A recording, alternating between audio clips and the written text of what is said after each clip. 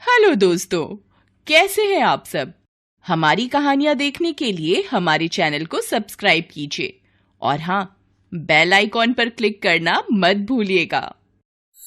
आवारा पति घरेलू पत्नी।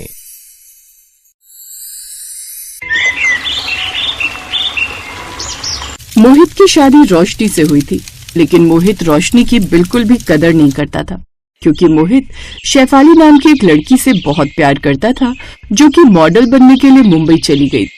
ऐसे एक दिन रोशनी उसके लिए बिस्तर पर चाय लेकर आती है और कहती है, चाय पी लीजिए, ठंडी हो जाएगी। आज मैंने आपके लिए चाय में अदरक भी डाली है, क्योंकि धीरे धीरे सर्दियों का मौसम शुरू हो गया है, तो इससे आपको सर्दी जुकाम की समस्या नहीं होगी। मोहित तब अंगड़ाई लेते हुए उठता है और तुम्हें कितनी बार बोला है कि अपनी मनहूस शक्ल लेकर मेरे सामने मत आया करो। जब मुझे उठने का मन होगा तो मैं खुद उठ जाऊंगा। मुझे तुम्हें बताने की जरूरत नहीं है कि मुझे कब उठना है और कब नहीं। माफ कर दीजिए, मैंने तो बस आपको ऐसे ही जगाया था, मेरा इरादा कुछ और नहीं था। ये चाय मैं पी लूंगा, अब जाओ जल्दी से मेरा नाश्ता लगाओ, क्योंकि मुझे ऑफिस जाना है। आज मेरी ऑफिस में बहुत जरूरी मीटिंग है। रोशनी ये बातें सुनकर नजरें झुका लेती है, जिसके बाद वो मोहित का नाश्ता लगाने के लिए चली जाती है। जब वो नीचे आती है तो उसे उसकी सास मिलती है और कहती है, क्या हुआ, आज भी मोहित ने तुझसे बदतमीजी से बात की ना? जब वो तुझसे इतनी बदतमीजी से बात करता है तो फिर भी तो उसके आसपास क्यों घूमती रहती है? उसे उसके हाल पर छोड़ दे बेटा, वो जैसे भी है मेरे पति है, फिर मैं उन्हें उनके हाल पर कैसे छोड़ सकती हूँ? अब भी ना जाने कैसी कैसी बातें कर रही है माँ जी। ठीक है, मैं तो शुरू से चाहती थी कि मुझे एक अच्छी बहू मिले, लेकिन मुझे ये नहीं पता था कि मुझे इतनी सीधी बहू मिल जाएगी जो इस तरह मुझे निराश करेगी। मुझे लगा था तू मेरे बेटे को सुधार देगी, लेकिन तूने तो उसे और सर पर चढ़ा दिया है। अब रोशनी कुछ और नहीं कहती और मोहित के लिए नाश्ता बनाने के लिए चली जाती है। ऐसे ही मोहित तैयार होकर ऑफिस जाता है। तभी उसकी सेक्रेटरी सोफी उसे गले से लगा लेती है और कहती है, सर आप जानते हैं मैं कब से आपका इंतजार कर रही थी। आज आपने आने में बहुत समय लगा दिया। मैंने आपके लिए ब्लैक कॉफी भी बनाई थी जो अब ठंडी हो गई। क्या हो गया अगर कॉफी ठंडी हो गई तो? मेरी गर्लफ्रेंड इतनी हॉट है, मेरे लिए यही बहुत बड़ी बात है। उसी को देखकर मेरा मन लग जाएगा। मोहित की बात सुनकर सोफी भी शर्मा जाती है। ऐसे ही अब दोनों कुछ पल साथ में बिताते हैं। तभी मोहित को रोशनी का कॉल आता है और रोशनी फोन पर कहती है, मोहित आप ऑफिस से कब तक घर आओगे? आप जानते आज मैंने आपकी पसंद का खाना बनाया है। जब मुझे आना होगा तब मैं आ जाऊंगा। तुम्हें मेरा इंतजार करने की कोई जरूरत नहीं है। अभी के लिए फोन रख दो और अगर दोबारा तुम्हारा फोन आया ना तो मुझसे बुरा कोई नहीं होगा। रोशनी बात सुनकर कॉल काट देती है। दरअसल जितनी भोली और प्यारी रोशनी थी, उसका पति मोहित उतना ही बिगड़ा और अय्याश था। लेकिन फिर भी रोशनी अपने रिश्ते के लिए, परिवार के लिए मोहित को नहीं छोड़ना चाहती थी। ऐसे ही कुछ दिन और गुजरते हैं और एक दिन रोशनी को पता चलता है कि वो माँ बनने वाली है। वो मोहित के पास आती है और कहती है, मोहित मुझे तुम्हें एक बात बतानी है जिसे सुनकर तुम बहुत खुश हो जाओगे और हमारे बीच की सारी दूरियां खत्म हो जाएंगी। ओह वाह रोशनी, तुमने मुझे बताया नहीं कि तुम मुझे तलाक देकर जाने वाली हो। अगर ऐसी बात है तो तुम मुझे पहले ही बता देती, क्योंकि इससे ज्यादा खुशी की बात तो मेरे लिए कुछ हो ही नहीं सकती। आप ये कैसी बातें कर रहे हैं? मैं आपकी पत्नी हूँ। मैं आपको तलाक देने के बारे में सोच भी कैसे सकती हूँ? मुझे आपके साथ उम्र भर रहना है। मोहित ये बात सुनने के बाद बुरा सा मुंह बना लेता है और जैसे ही रोशनी उसे कुछ बताने लगती है कि तभी वहाँ पर सुमन आ जाती है और कहती है, मोहित रोशनी अभी के अभी नीचे आओ, मुझे तुम दोनों से कुछ जरूरी बात करनी है। सुमन की बात सुनने के बाद जैसे ही मोहित और रोशनी नीचे जाते हैं तो नीचे सोफी खड़ी होती है, जो कि झूठ बोलते हुए कहती है, मैं यहाँ पर आना नहीं चाहती थी, अब लेकिन मुझे आना पड़ा क्योंकि हम दोनों से गलती हो गई। मोहित दरअसल मैं प्रेग्नेंट हूँ और आपके बच्चे की माँ बनने वाली हूँ। मैं कहाँ जाती, मुझे कुछ समझ में नहीं आया तो मैं यहाँ आ गई। ये बात सुनकर जहाँ रोशनी के पैरों तले जमीन खिसक जाती है तो वहीं मोहित भी हैरान था। सुमन को समझ में नहीं आ रहा था कि वो क्या करे। उसके बेटे से कितनी बड़ी गलती हो गई है। लेकिन रोशनी और सुमन दोनों ही जानते थे कि मोहित बहुत बड़ा अय्याश है और सोफी के अक्सर ही कॉल्स मैसेज आया करते थे। ये सब सुनने के बाद मोहित ने कहा, ये तुम क्या बात कर रही हो सोफी? मैं तुमसे हंसी मजाक करता था। हाँ माना हमारे बीच में कुछ रोमांटिक पल थे, लेकिन मैंने कभी भी तुम्हारे साथ कुछ नहीं किया जिससे तुम प्रेग्नेंट हो। ये आप कैसी बातें कर रहे हैं सर? आप अपनी बातों से कैसे मुकर सकते हैं? आपने हमारे ऑफिस की नेहा के साथ भी यही किया था, उसने आपको कुछ नहीं कहा। लेकिन मैं इतनी आसानी से नहीं जाने वाली। जब तक आप मुझे और मेरे बच्चे को नहीं अपनाते मैं नहीं जाने वाली। सोफी बोलकर वहीं रहने लगती है। अब किसी के पास और कोई चारा भी नहीं था कि वो उसे घर से निकालते, तो वहीं मोहित बहुत परेशान था। उसे समझ नहीं आ रहा था कि वो क्या करे। वो अपने कमरे में उदास बैठा हुआ था कि तभी रोशनी उसके पास आती है और पूछती है, क्या हो गया मोहित जी, आप इतना उदास क्यों हैं? मेरी इतनी बड़ी गलती घर में आकर बस गई है और तुम कह रही हो मैं उदास क्यों? मैंने उसके साथ कुछ भी गलत नहीं किया है, लेकिन मेरी खुद की माँ भी इस बात को मानने को तैयार नहीं है। अब तुम ही बताओ मैं ऐसे में क्या कर सकता हूँ? मैं जानती हूँ कि आपने कुछ नहीं किया। अगर आपने कुछ किया होता तो आप मुझे साफ साफ बता देते। मोहित ये बात सुनकर हैरान हो जाता है और पूछता है, रोशनी, जब मेरा खुद का परिवार, यहाँ तक कि मेरी माँ भी मुझ पर यकीन नहीं कर रही, तो तुम मुझ पर इतना यकीन कैसे कर सकती हो? क्योंकि वो आपकी माँ है और मैं आपकी अर्धांगिनी हूँ, यानी आपके शरीर का आधा हिस्सा। और जब आप मुझे पसंद नहीं करते और जब आपने ये बात मुझे साफ साफ बता दी, यहाँ तक कि आप सारी बात बता देते हैं कि आपको क्या पसंद है और क्या नहीं, और मैं ये भी जानती हूँ कि अगर आपने सोफी के साथ कुछ भी किया होता तो वो भी आप मुझे साफ साफ बता देते, छुपाते नहीं। इस पर मोहित को ये एहसास होता है कि रोशनी सच में बहुत अच्छी है और उसे कितने अच्छे से समझती है। साथ ही रोशनी ये वादा करती है कि वो सोफी की सच्चाई सभी लोगों के सामने लाकर रखेगी। ऐसे एक दिन एक आदमी सफेद कोट पहनकर उनके घर आता है, जिसे देखकर सोफी भी हैरान हो जाती है और रोशनी कहती है, फिक्र मत करो सोफी, तुम्हें हैरान होने की जरूरत नहीं है। ये वकील साहब है और ये हमारे फैमिली डॉक्टर हैं। ये किसी को भी नहीं बताएंगे और तुम्हारा डीएनए टेस्ट करेंगे, जिससे साफ पता चल जाएगा कि ये बच्चा मोहित जी का है या नहीं। इसमें डीएनए टेस्ट करने की क्या जरूरत है?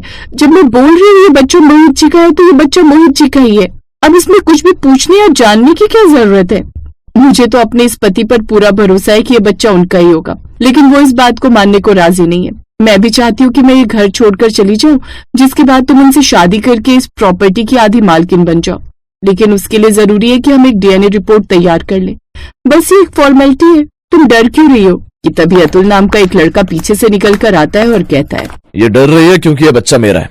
इसने झूठ बोला, दरअसल मैं 20,000 की नौकरी करता हूँ और ये बच्चा मेरा है और मैं इसी का बॉयफ्रेंड हूँ।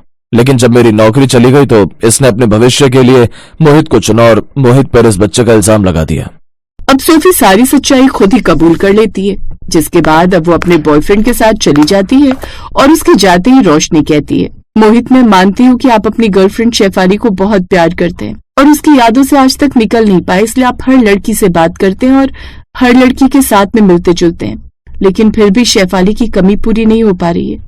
मैं अपने इस बच्चे के साथ इस घर से जा रही हूँ। आज के बाद मैं आपको कभी भी परेशान नहीं करूंगी। मोहित ये बात सुनकर हैरान हो जाता है और, क्या कहा तुमने? जी मोहित जी, मैं आपके बच्चे की माँ बनने वाली हूँ। ये बात मैं आपको बताने वाली थी, लेकिन उससे पहले माँ जी ने आकर ये सोफी वाली बात बता दी और मैं आपको कुछ बता ही नहीं पाई। मोहित को भी एहसास होता है कि उसकी पूरी दुनिया उसकी आंखों के सामने थी, लेकिन वो उस दुनिया की ना ही कदर कर पा रहा था और ना ही उसे समझ पा रहा था। अब मोहित शेफाली की याद से निकलकर रोशनी के साथ एक नई जिंदगी शुरू करने का वादा करता है, जिसके बाद अब वो उसके साथ खुशी खुशी रहने लगता है और इस तरह भोली पत्नी का अय्याश पति हमेशा के लिए सुधर जाता है।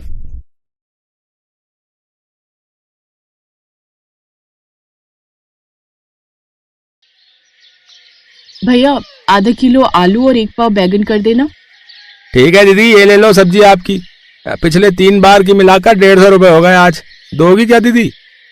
आज नहीं, पर परसों तक मैं तुम्हारे पूरे पैसे दे दूंगी। ठीक है दीदी, दे देना, कोई बात नहीं।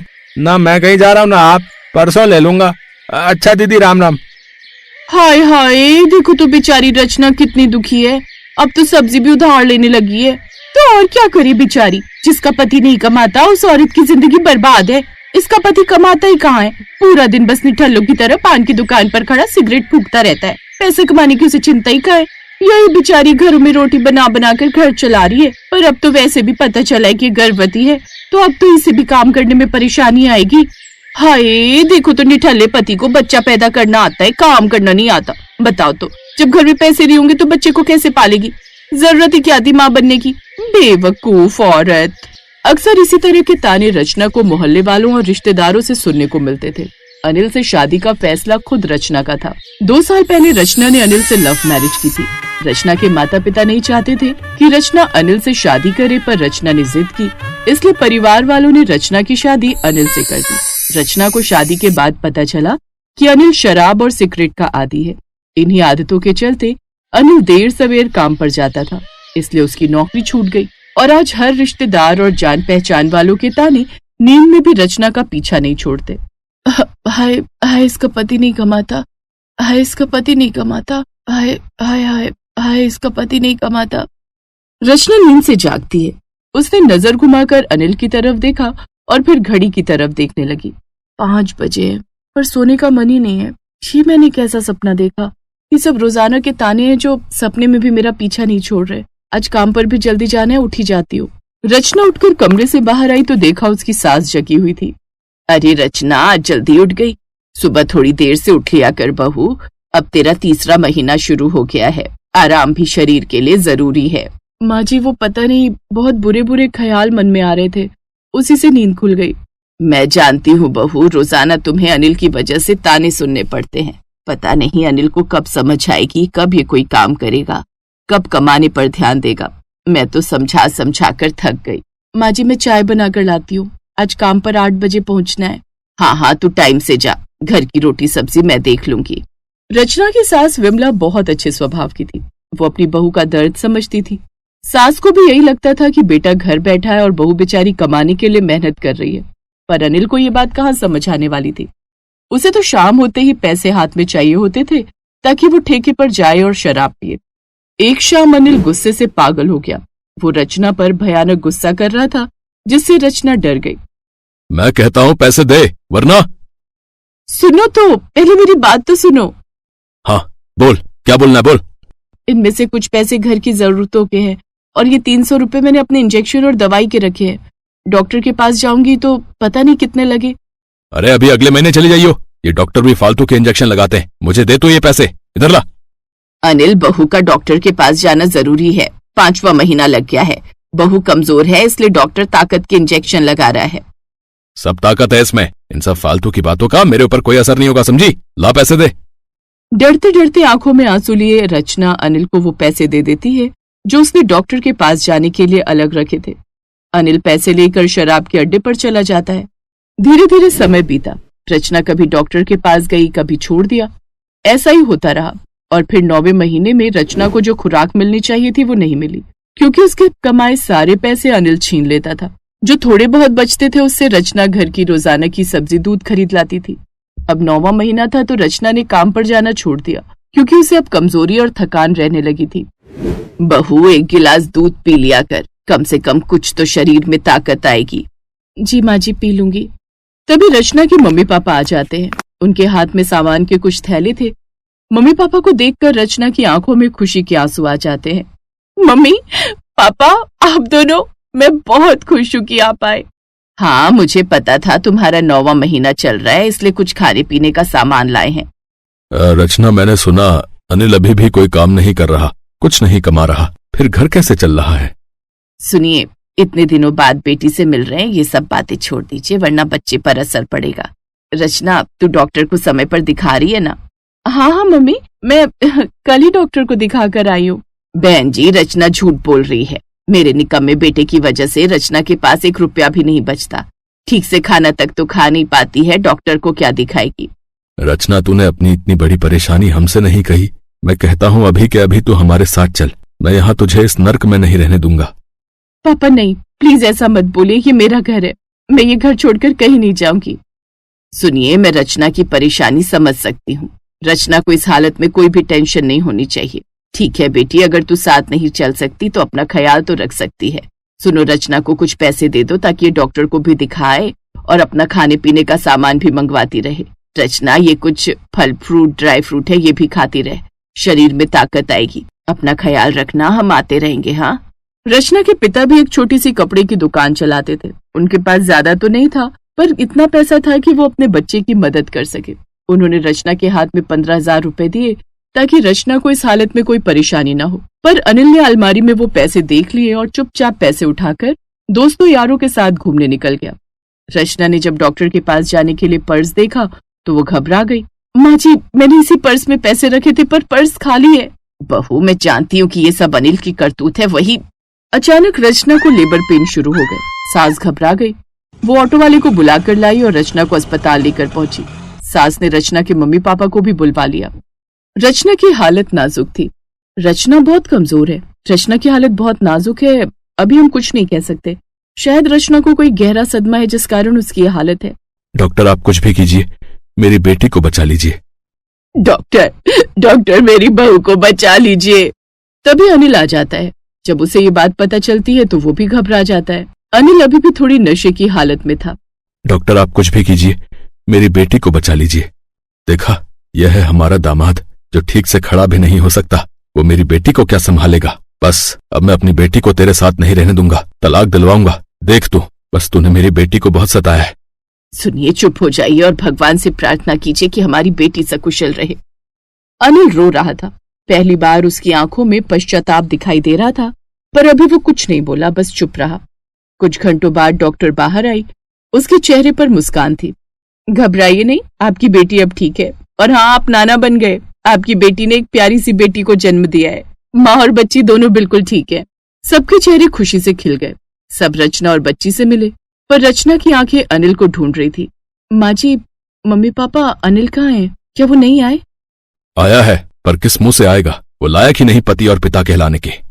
पापा प्लीज, मैं अनिल से मिलना चाहती हूँ। मुझे पता है अब हमारी बेटी आ गई है, वो ठीक हो जाएंगे। माँ जी, उन्हें बुला दीजिए। सास अनिल को बुलाती है। अनिल की आंखों के आंसू रचना देख रही थी। अनिल ने कांपते हाथों से अपनी बेटी को गोद में लिया और उसके आंसू छलक गए। मैं खूब कमाऊंगा अपनी प्रिंसेस के लिए। उसके पापा खूब मेहनत करेंगे।